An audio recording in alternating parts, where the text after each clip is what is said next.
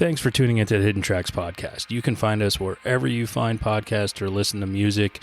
When you have an opportunity, please give us a 5-star review, write a little note, tell us how we're doing. We really appreciate it. It helps us keep this thing going. If you want to reach out to us, you can find us at Facebook at Hidden Tracks.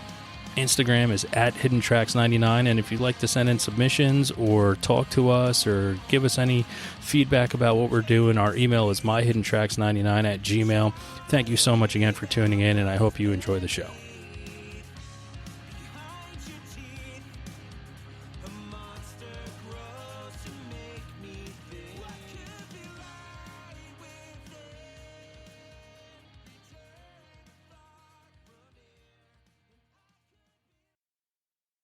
When I'm away, I can feel you try and drown me. I lie awake to let your poison ground me, and I let the past sink and fold to know what it's like to swallow whole.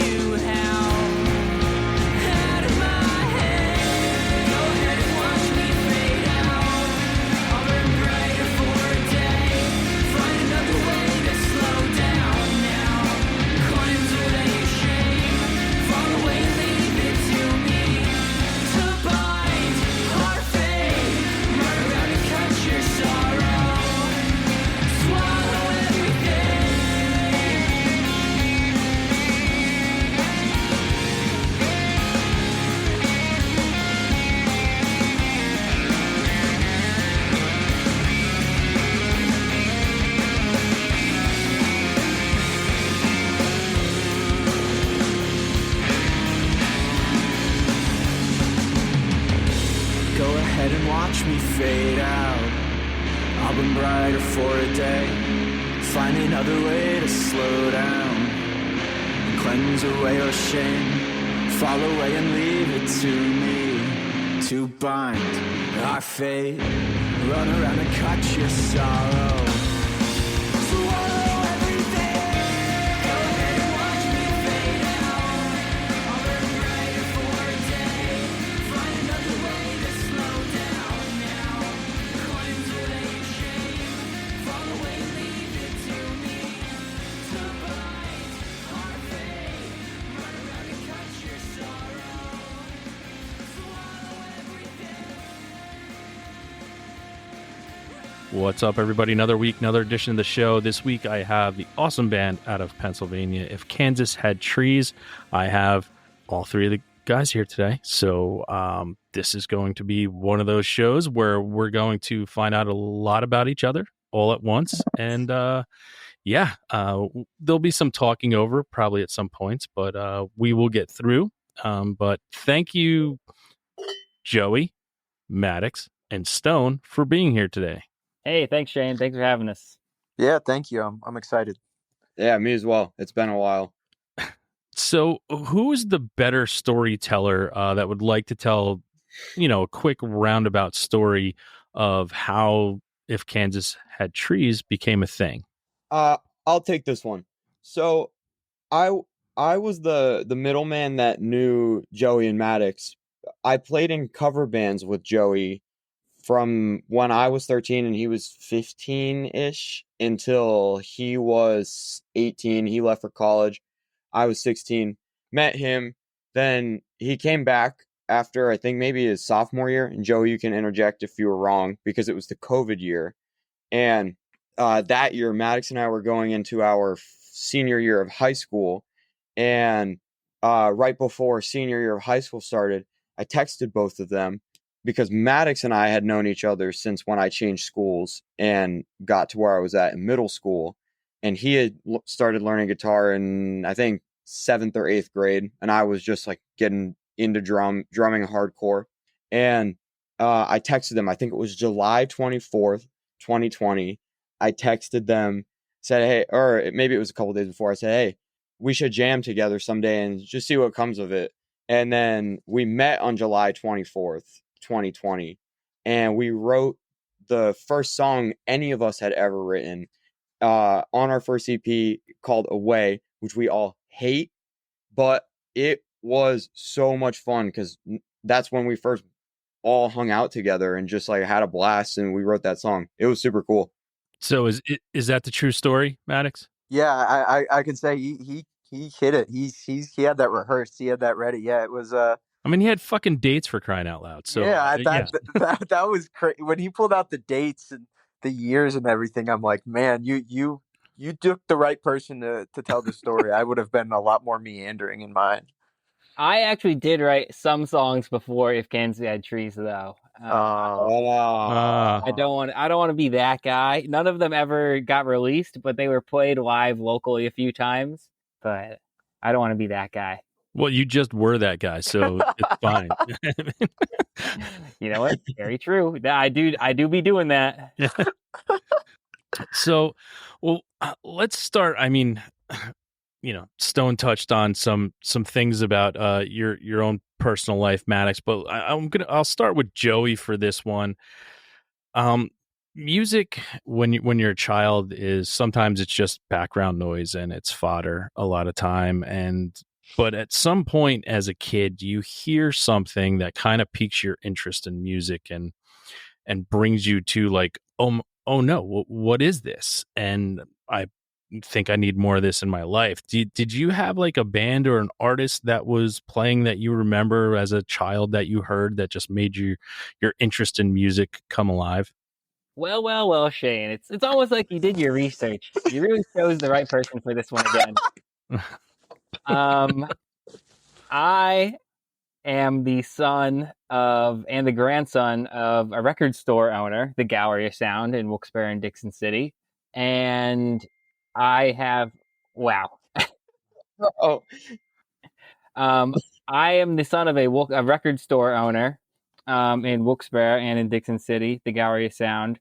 And I've been around music my entire life. So my dad has a giant vinyl collection. We have a CD in our house dedicated to CDs. We have a room in our house dedicated to CDs. So I think I saw my first show ever when I was in a papoose with my mother. When I was like, 3, maybe, probably younger than that. I saw Jimmy Eat World. But I think what got into the style of music that I like right now had to be the Strokes album, Is This It? And just no misses on that entire album. And I think that has driven me to like the music that I like today. And that was when I was like super young. I started playing the piano when I was about like 5 or 6. Then I played saxophone in the school band. I transitioned to guitar when I was about 13. I became the bass player when I was the second best guitar player in this band, and um, and I was always a singer too. I always liked singing, and so I became the singer of this band. And like Stone mentioned, I was in cover bands before that. But yeah, music's been in my life forever, and I wouldn't change it for anything. That's awesome. Yeah, record store owner people they're kind of cool. They're kind of cool people. So you were lucky enough to grow up around that. And if you can't tell, I'm a owner of a record store and music venue. So Oh, you are? What record store? Hidden Tracks, same name as the show. Oh, that makes sense. Yeah. Yeah. So I've been working at the store since I was 10, and I mean I've been around it though since I was like always. Nice. Now, Maddox, same question to you. Yeah, I think out of the three of us, I definitely had like the least background in music. I'm kind of the first person in my family to, or at least immediate family, to kind of pick up an instrument. It's not like, my family was involved, owned a record store. None of my parents played instruments or anything. And it was just kind of, I was always and still am, a very school focused person. That was a lot of my life and my identity, for a large part of my life. And it got to middle school, and it's just that time of the life where you start feeling a lot of things and not sure how to process it. And I wasn't really too great at sports or anything, so I said, why don't I try an instrument, try the guitar? And at that point, I was kind of just listening, like you were saying, like background noise, like fodder. It was, I was learning Led Zeppelin songs or Red Hot Chili Peppers songs, like nothing really straying from the path or out of the ordinary, very, very casual, very base level. But then for me, what really started getting me obsessed with music was the band Weezer. When I heard the Blue album, and I know Stone is a huge fan of that album and that band as well. And I heard that album, about a couple months into my guitar playing in middle school and stuff like that. And I was obsessed with it. And I learned every song on it and every part and got the tab book and everything. And that just kind of sent me down a pipeline, and then to 90s alternative and grunge and things like that. And then I started going more in the emo and hardcore directions as I went through high school and now in college. But mine was I guess very organic, kind of just the YouTube algorithm threw Weezer at me one day, and it stuck. Well, I'm glad it did. I mean, it's a perfect album. So I agree. No skips, not a single second. No, to get that to bring it into your life at a time, and even the fact that it's, young as you guys are, but like to still find that and for it to have such an impact, I mean, that's pretty fucking awesome. So now, Stone, same question to you. Yeah. First, I'm gonna out me and Maddox. We were just he texted me. We were dying at what Joey said when he said, "Well." That's why that notification was so damn loud. It was so loud. It was a call. It was calling out Joey without him knowing, but everyone else knowing at the same time. Yeah, I know you guys were texting about me. What the hell? It was just a laughing emoji. It was just a laughing emoji, I promise. He sent it to me 2 times, though. He had to make sure I knew he really laughed at it. But anyways, I'm going to get back to the question. So my dad is a drummer, and by drummer, he only ever played polka music growing up. So not much of a drummer. I love you, Dad, but he kind of sucks. And he had solid music taste, but he liked hair metal, and I hate hair metal. But my mom had these black CD cases. My mom played violin when she was in middle school, I think. But then she gave it up, and then she threw the violin out after she saw me trying to play it one day because I think I played it so poorly. And she had these black CD cases. In that, it had Blondie, Madonna, Nirvana, Weezer, 9-Inch Nails, and those piqued my interest from when I was probably 5 years old until I was maybe 11 to 13ish. And the funny thing is, I lived by one of Joey's family's record stores. So I would go there and I would buy CDs for when they would still only cost you a quarter because everyone was just selling all of their physical media. And I think I was 8 years old. And by then I already had all of Weezer's discography on every CD. And I knew like all the words to all of the songs by the time I was 8 years old because I was obsessed with them. And it's so embarrassing in hindsight, and I wish it never happened. But I kept listening to them, and then I wasn't really focused on playing drums at all because I played hockey competitively.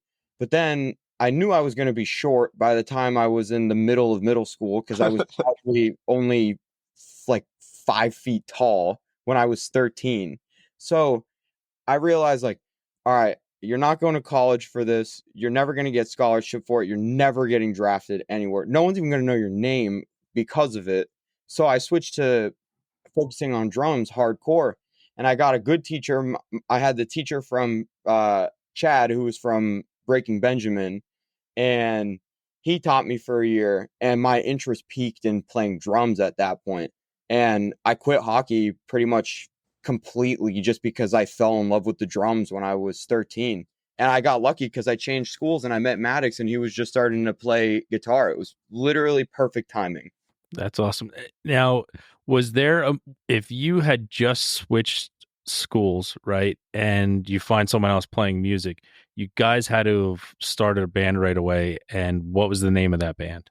Honestly, we didn't even really start like a full band that was doing anything. It was more like so Stone at his house, his drums are in his attic, and it was more just like attic jam sessions of just for us, just the two of us. You You know, had to have tried to come up with a name, though. I mean, kids Simply like that's Stone.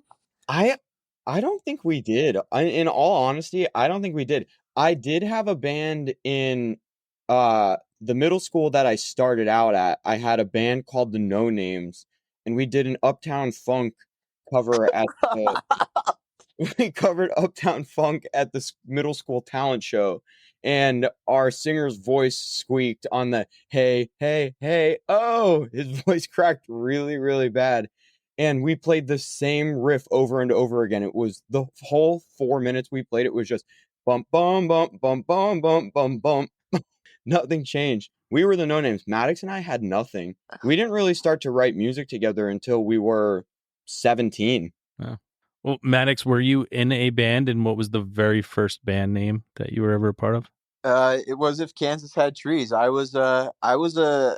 guess I can describe it as like a bedroom guitarist for all intents and purposes. Well, Mm-hmm. for the first 4 or 5 of years of me playing guitar, I was solely kind of just learning songs, learning scales, learning, going to lessons and learning how to become a good, like soloist, learning how to improv solo and stuff like that. But I never truly found myself writing. A lot of what I did during that time was kind of what I talked about with the Weezer album, how I went through that whole album and just learned all the parts on it.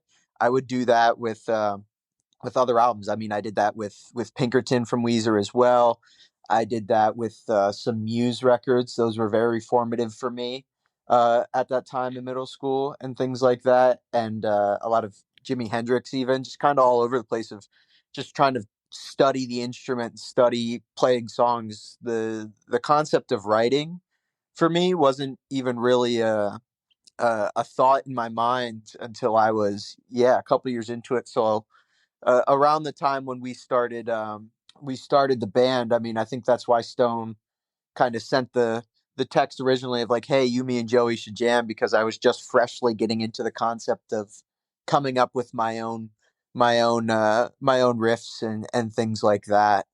So yeah, my first band is If Kansas Had Trees. Besides that, I was pretty confined to my bedroom.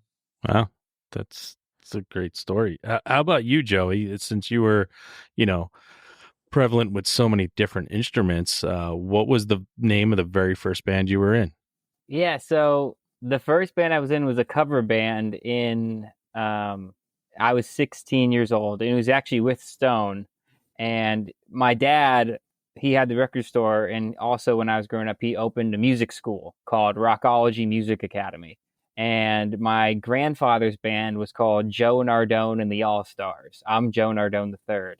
So the first ever Rockology student band was named the Rockology All Stars to honor my grandfather.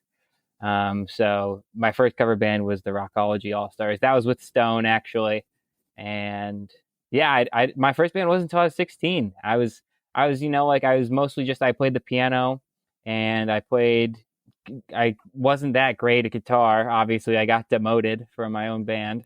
But no, I was never great at guitar. I can play Pine Grove songs, and I can play a bunch of different songs, but I'm not a soloist. I'm not a lead guy. So I liked my transition to the bass, honestly. Even though it was forced. Yeah.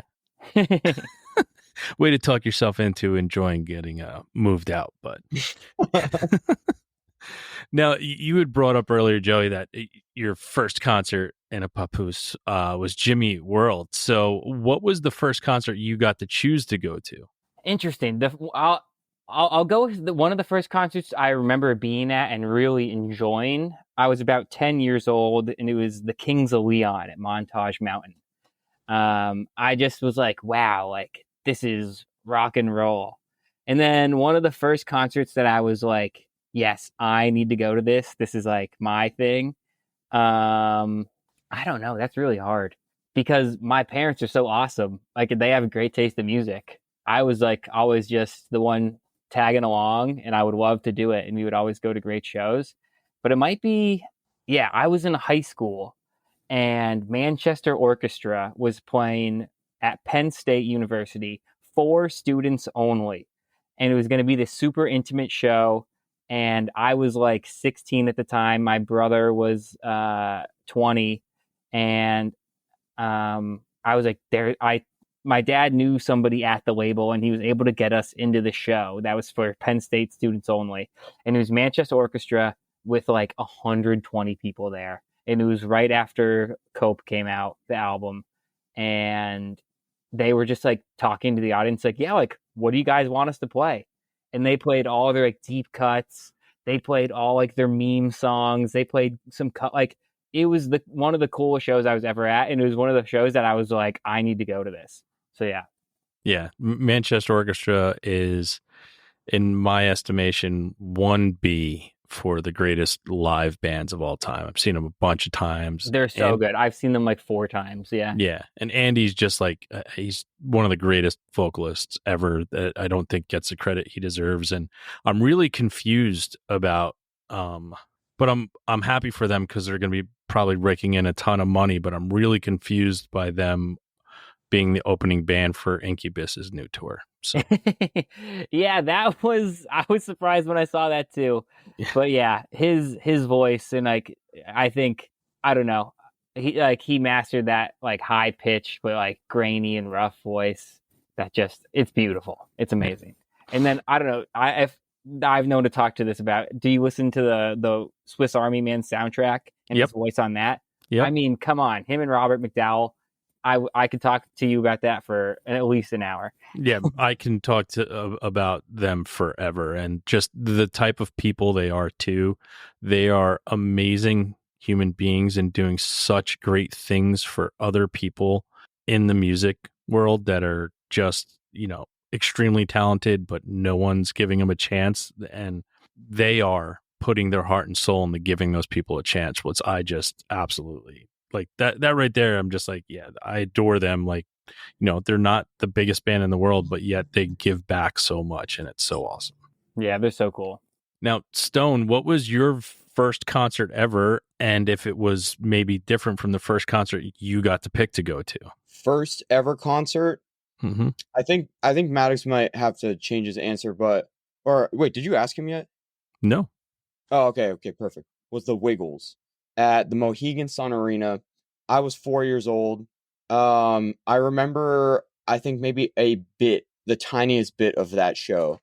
And it might only be memory through a photo that I saw of me there. I think the first show that I chose to go to when I was in middle school, or not middle school, I was in late elementary school, and I loved Volbeat, the Norwegian metal band. But they just, I don't know, something about the way they played. I liked Metallica at the time too, because my mom was a huge Metallica fan, and I think their music reminded me of them. So it was Volbeat, Trivium, and then some other band that I cannot remember the name of. But I remember that when they were playing that tour, their drummer was 13 or 14. And I remember I was maybe 8 or 9, and I was pissed off that that drummer was that young and he was playing that tour. I think he made me envy him so much that later down the line, I was committed to being able to play music and play some solid shows because he made me so mad that he was that young and he was killing it. I was like, God damn it, that should have been me. Maddox, how about you? First concert you ever went to, and the first concert you got to pick to go to? I was also a regular Wiggles attendee when I was younger, but in terms of like actual one that made an impact, and I was like, wow, I'm at a live concert. My mom, her favorite band of all time is U2, and she had an extra ticket to see U2 in Madison Square Garden when I was, I think, late elementary school. And I liked the hits and stuff. I wasn't as much of a super fan as my mom was, and I kind of have those same sentiments today. No discredit to U2, but I will say that live show kind of blew my mind, especially in Madison Square Garden. The light show and the jumbotron and all the just everything into the stage production there. I just didn't realize that that's what music could be as an experience, and so that was really cool. And then I think the first one that I chose, and it comes to mind, it might have been a Weezer concert, but I also think we have I think it's now defunct or renamed. The alternative radio station around us was Fuzz 92.1, and they threw something called Fuzz Fest every year up at Montage Mountain, which Joey also mentioned. It's kind of the pavilion venue in our area. Um, it was a lineup of, I think, I don't know if it was Fuzz Fest actually. Now that I'm talking about it, but it was at the Montage Pavilion, and I was there for Blink 182. That's what I remember. I think Stone might have also been at that concert. Yeah, I think it was a Blink 182. It was Blink 182, A Day to Remember, and was AWOL Nation there? AWOL Nation was there. Yeah. And there was That somebody was else. not Fuzz Fest. That was not Fuzz Fest. Yeah, That was was not just a Fuzz tour, Fest. right? Yeah. Yeah, because Fuzz Fest I think was like Weezer. Yeah. That Weezer and Panic at the Disco. Yeah, which we were also at, but the Blink 182 show is what stands out. I was there for Blink 180 for sure. I that's that was kind of my gateway into punk music, even though it's pop punk and them and Green Day being the most easily accessible. I imagine there's a lot of people in punk and hardcore and everything in between that have Blink or Green Day to thank. Yeah, that they are a common goats. denominator when it comes to people mentioning bands that are, the most pivotal in their life of why they're creating music. Those are two commonalities that come up a lot here. So now, going from seeing people perform, Joey, do you have a performance memory of your own for good or bad? I usually like to hear the bad ones the best, so we can do some therapy here. But a performance of yours that just it occupies this little space in your mind at all times. Yeah, I'll give you a bad one. The 8th grade talent show, the Vance Joy's Riptide was the big song at the time. And 3 people, including myself, all auditioned with that song. And instead of like choosing one of us to perform it, they said, why don't all 3 of you just do it at the same time? So That's a horrible idea, but yeah, continue. Right. So I was in 8th grade. I think the one girl was in 7th and the other kid was in like 8th or 9th, or he was in 8th or 7th grade, whatever. Never really talked to each other before. The one girl played the ukulele. I was playing the guitar with Capo 5 on, and the other kid was just going to sing to the track. And so they're like, why don't you three of you just play together? And so They were trying to create the worst band of all time. That's awesome. yeah.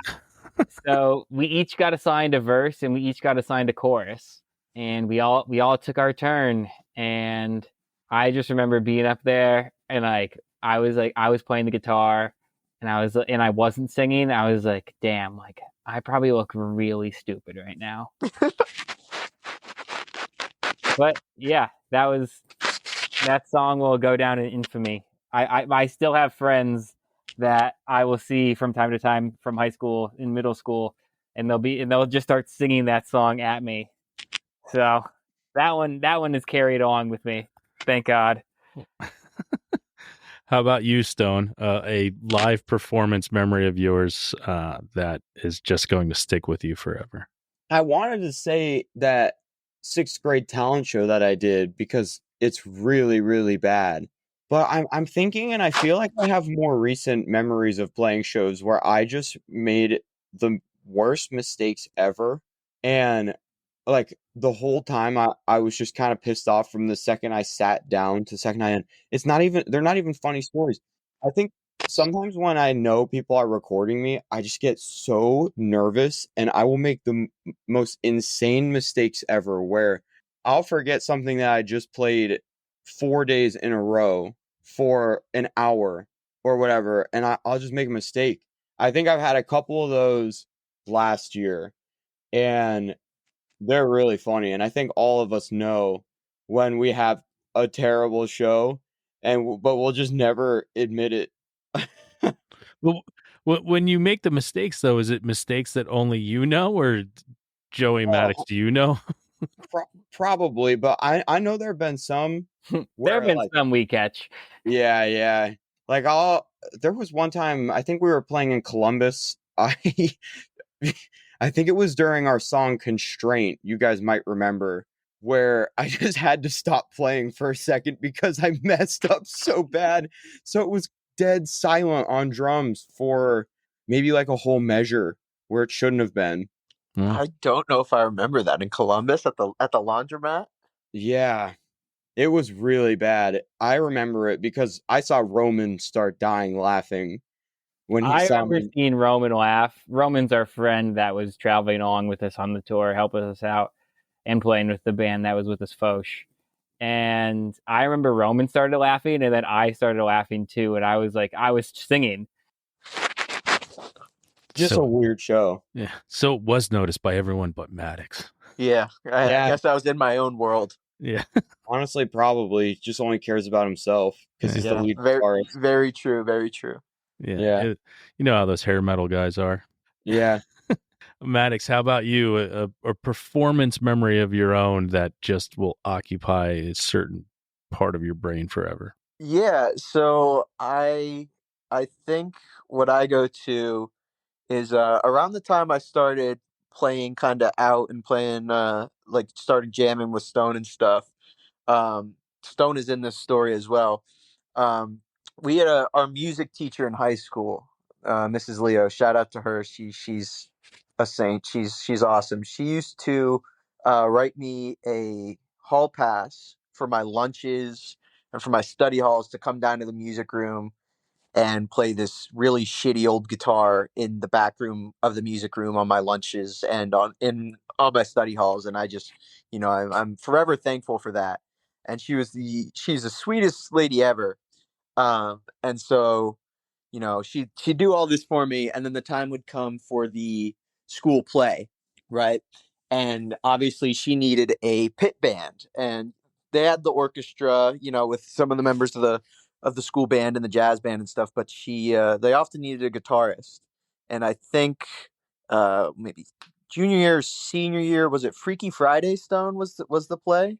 We did Freaky Friday. It was Freaky Friday, and she had asked me, she's so kind, and I could see it, like she'd have this smile of like, hey, are you available to play guitar for this? And it was just so difficult to say no because she was so nice. And like I said, she'd written me countless passes and stuff to come down to the room And so I felt like I couldn't say no, and so I said sure, and I wanted to take the challenge and learn some show music and stuff, and I had a music book to kind of learn it out of.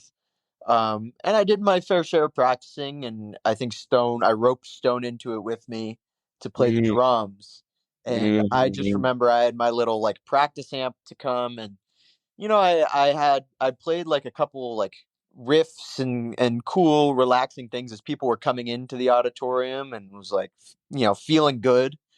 I mean, like, okay, I feel good. I'm locked in right now. And then just for, an hour and a half of that play, I was just lost. Absolutely lost. I felt like I'd practiced, enough to know where I was, but I think about halfway through, I had almost fully turned down my amp and was just kind of strumming along. And I still have the look that the music teacher, Mrs. Leo, gave me, because she was playing piano and did all the, she was like the play director and stuff. So I was sat right next to her on guitar, and there were multiple times where there was some, I think, like distinct guitar parts or riffs that came up in some of the show tunes that I was just so turned down for. And so she'd like shoot me a look of like, hey, turn up. Like, I can't hear you, which means everyone else can't hear you.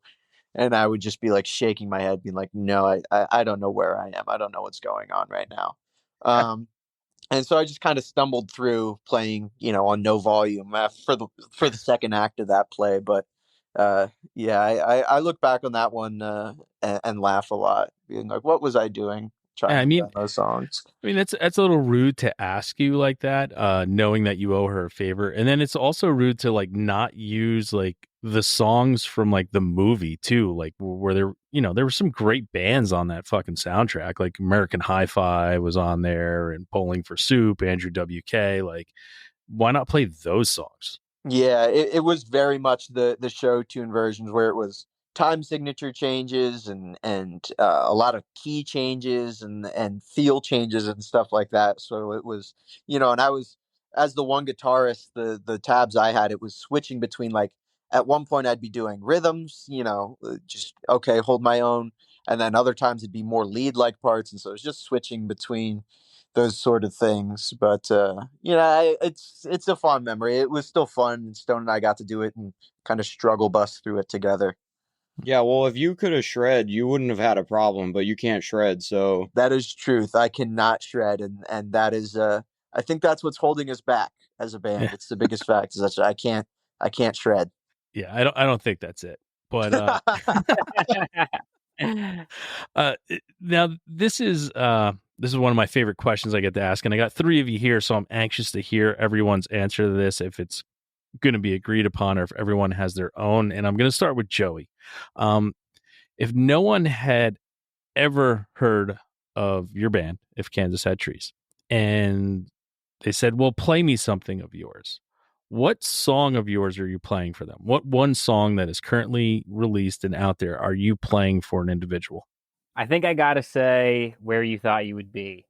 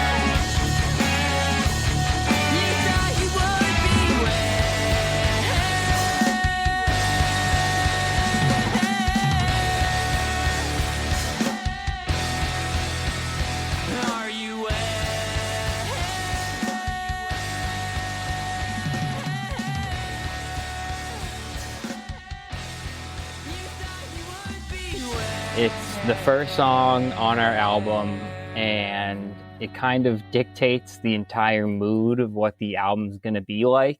And thematically, it follows the concept of the album pretty. It's the perfect introduction to the album, and I think lyrically, it's one of my favorite songs. Musically, it's one of my favorite songs. And I think everything that follows that song kind of builds into the theme that is developed in that song. So I think, yeah, I would go with Where You Thought You Would Be. It really is, like, for me at least, the taste of If Kansas Had Trees. All right. How about you, Stone? I want to say Where You Thought You Would Be because that's my favorite song we've written, but I think I usually always go with the safe choice, which is Swallow. I think from when I've showed people it, it seems like they're a little bit more receptive to it. You know, for someone who might not usually be interested in the kind of music we make, I can show that to them and they kind of get it. And I'm like, okay, they kind of get it. That's more than I expected. And I like that.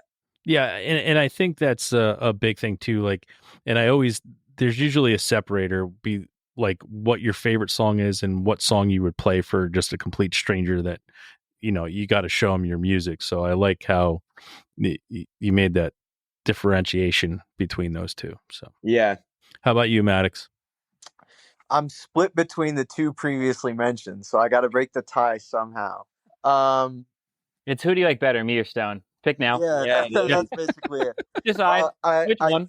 I think Where You Thought You Would Be is pretty unanimously either our favorite song or second favorite song amongst all three of us. But I think I'm gonna have to side with Stone with Swallow as the like random person on the street showing them. Because I also think, you know, to delve into like the trajectory and course of our band a little bit.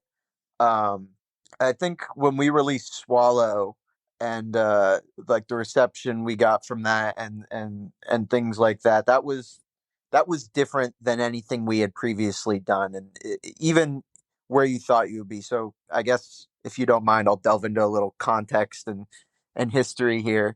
We have an EP on Spotify, a self-titled one that we don't look back in the fondest terms, but it's, you know, the first 5 songs we ever wrote together, and it has a place as a stepping stone in our discography. It shows what you do, right? Like, yes, and then I love that, and I so glad that it's still there. There are a couple bangers on there, so I appreciate that. But it does. I do understand that. Hey, this is the first thing we're doing, and I love that you haven't pulled it off like some other assholes have pulled off their music because they're like, oh, that was when we were terrible. But I love and seeing the process. It comes and goes, especially with me. But as of now, I'm might like be the biggest one who wanted to take it off. I'll say it right now. I'll say it here. Yeah, I was that asshole, but I'm in an upswing now of recognizing those songs for what they are. As the, you know, we needed to write those songs to write the album that we have and the songs that we're writing now. You know, there is no Where You Thought You Would Be. There is no Swallow without Not a Waste or Away or This Time, things like that. But, you know, we released that EP, we recorded it and released it. Well, we recorded it kind of in the summer before Stone and I went to college in 2021. And to that point, we were playing local shows a couple times a year, didn't really branch out. You know, it was just kind of like we were doing our lives, and music was the band was this cool little extra piece of information, extra piece of personality that each of us had. I don't think any of us really took it that seriously. And then in the winter of 2022 into 2023, we recorded just songs we'd been working on. Those 3 songs were our songs Where You Thought You Would Be, Swallow, and Anything Right. And we initially didn't know what the future of the band was going to be, how seriously we were going to take it. So we just kind of released the 3 of them individually as singles, like waterfalling the singles in early 2023. And like Where You Thought You Would Be had definitely done better than the rest of the EP in terms of reception. More people said they genuinely liked it, and it was, we try not to get too caught up in the numbers, but it was definitely getting a couple more streams and things like that. But then when we dropped Swallow as the second of those 3 sets of singles, we got to get on some Spotify playlists, and we did some interviews with like the Pitt News, because Stone just graduated from the University of Pittsburgh, and just a lot more people in our world, and just within arm's reach, we're starting to reach out and pay attention a lot more. And I think but that wouldn't have happened, and I'll give Joey credit here. That wouldn't have happened without Where You Thought You Would Be.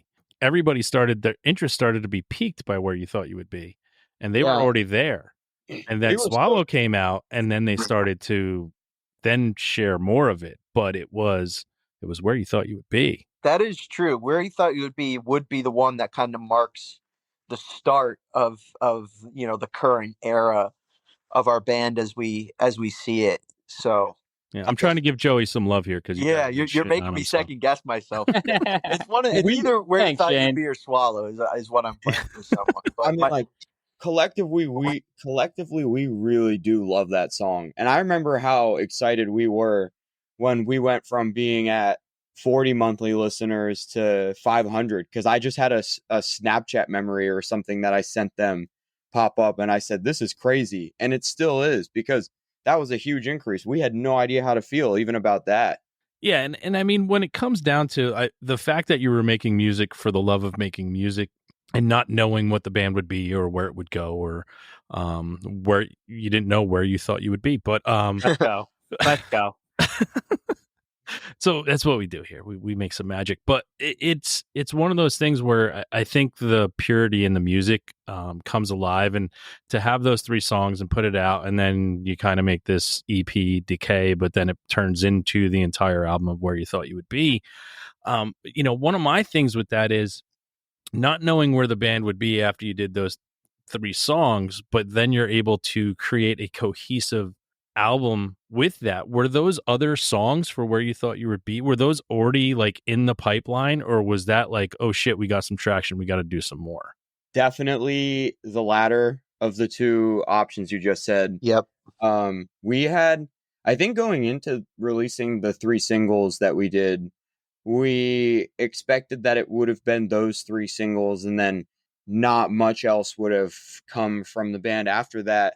But our outlook on what we wanted to do together as a group changed significantly after people enjoyed all 3 of them. And I know we just loved all 3 of them, because at the end of the year, I'm going to rat on all of us for being absolute assholes. I think all of us had either Where You Thought You Would Be or Swallow as our top song on Spotify. Correct. Just so embarrassing, but we all did.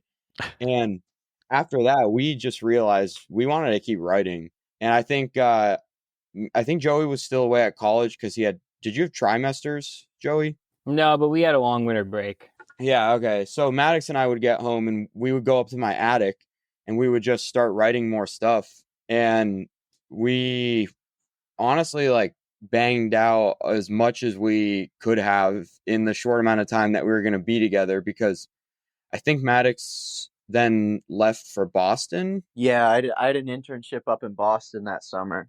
But really, the theme is that we had those singles, and then we didn't want to give it up at all. We were like, this is so much fun. We want to keep doing this. We have to keep doing this. Like, we started playing more shows, and it became harder to do the band, but it also just made it so much more fun and enticing to want to do it more.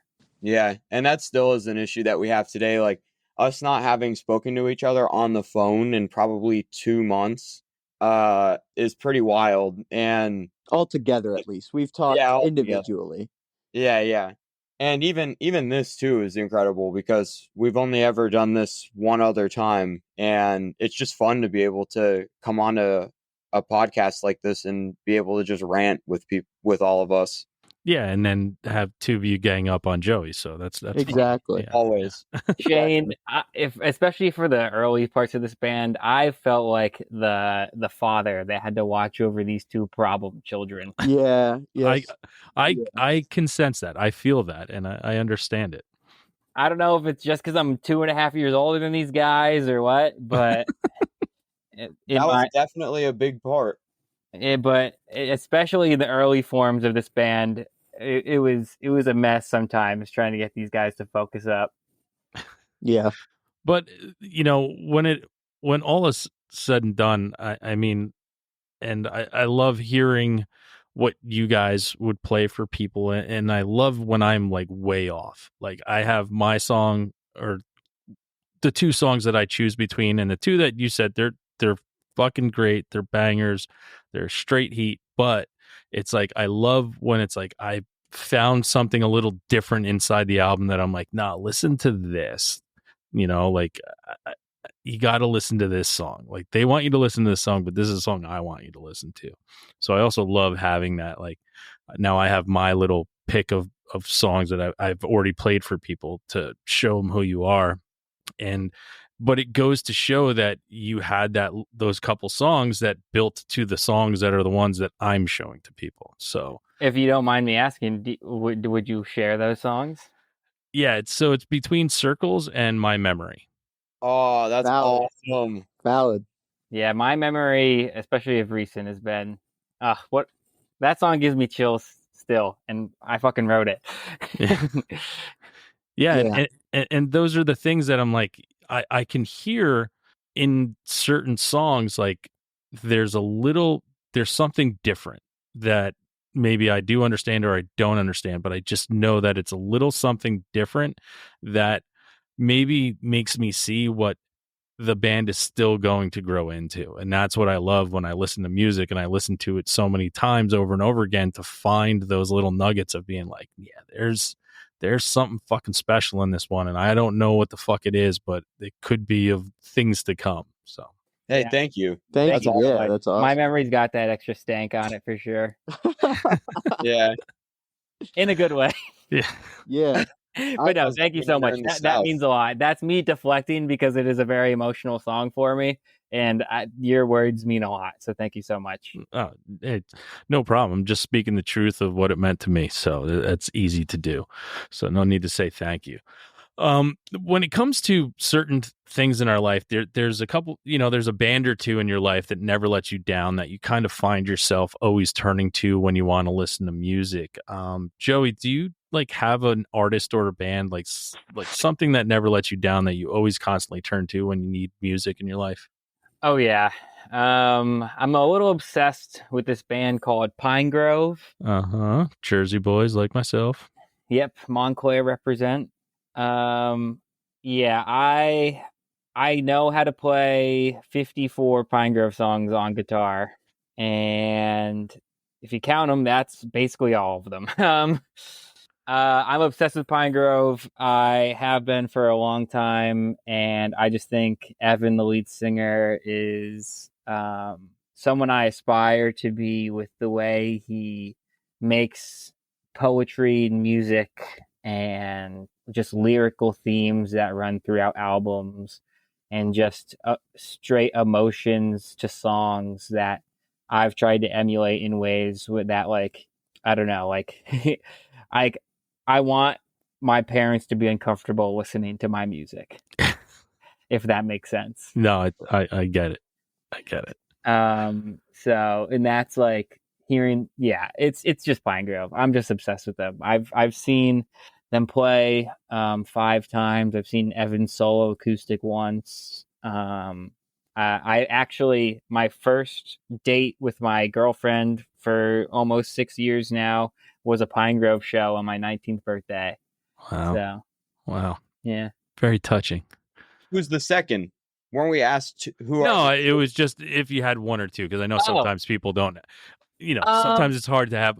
I always say, one or two, because I have 2 in my life, so and I can never choose between the 2, but it's always one of the 2 at the time, depending on how I feel. So Honestly, it's got to be. I mean, yeah, I'm not going to say my second one. No, yeah.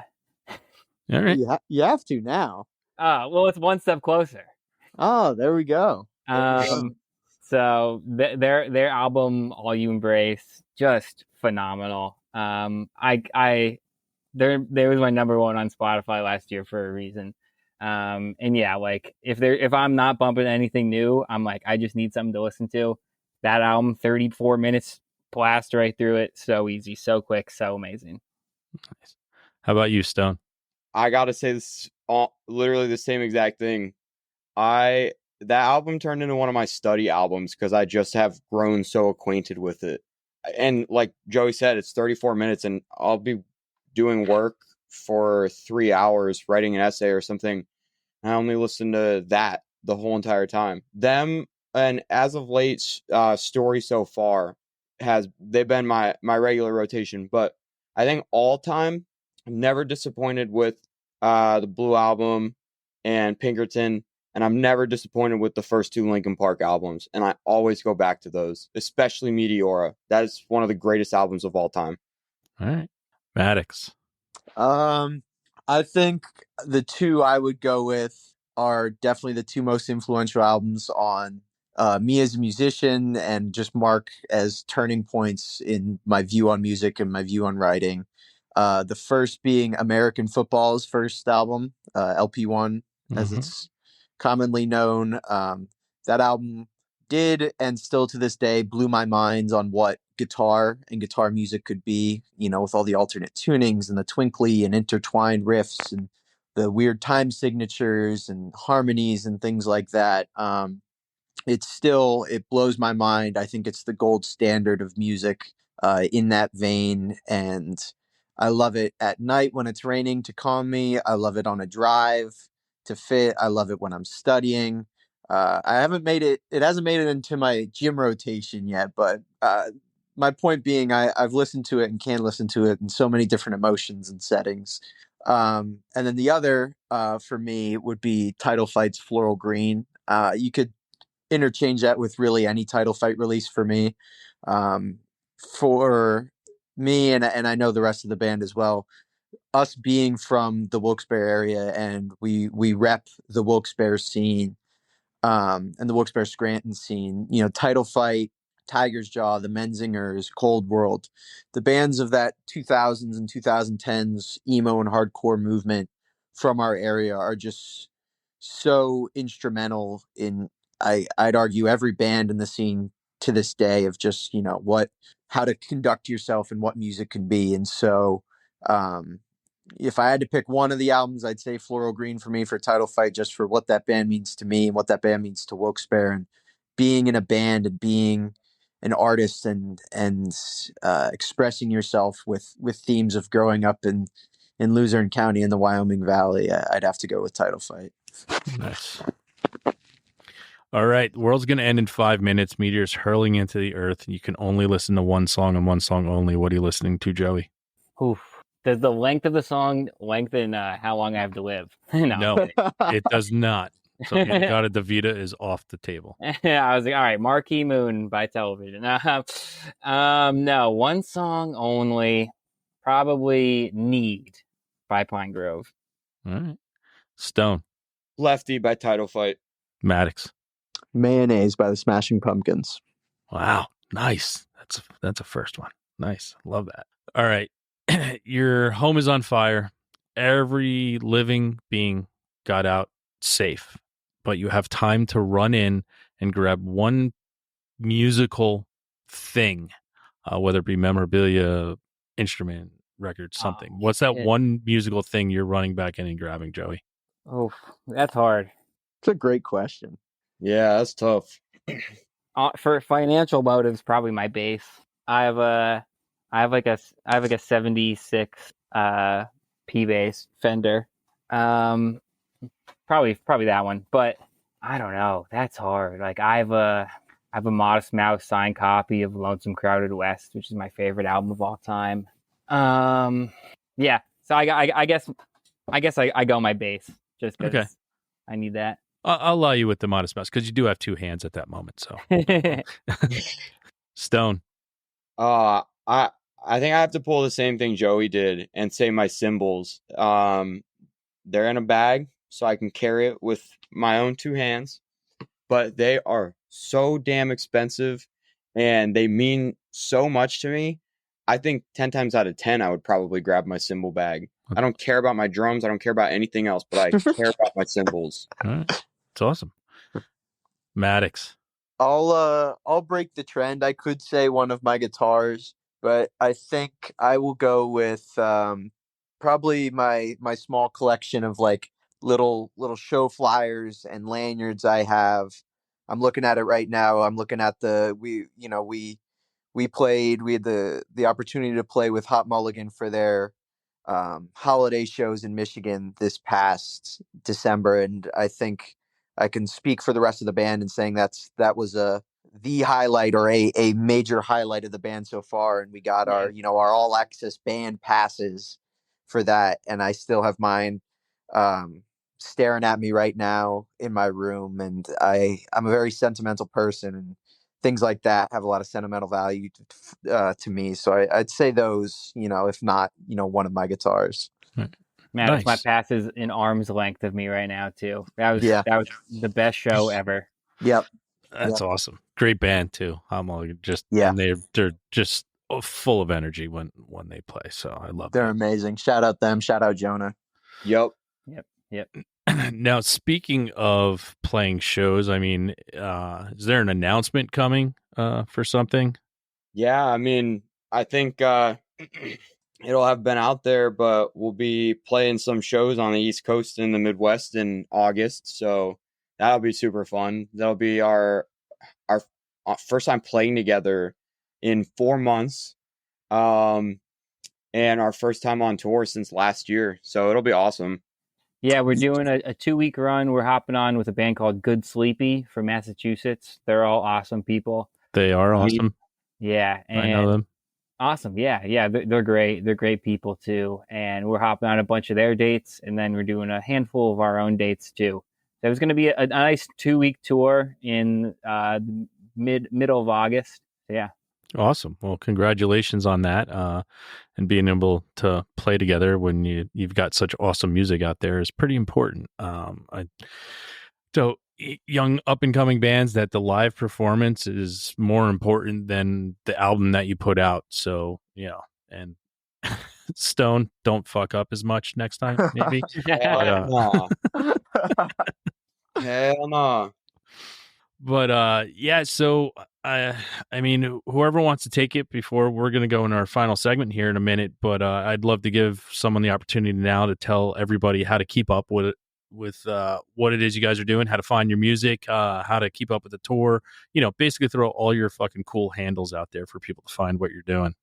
Yeah, I could take that. So we are If Kansas Had Trees. The wonder of having such a weird and long band name is that is our handle everywhere. It is If Kansas Had Trees on Instagram. It is If Kansas Had Trees on TikTok, if that's your speed. We are IKHT, what is it, _WB, as in Wilkes-Barre on Twitter, or X, the everything app.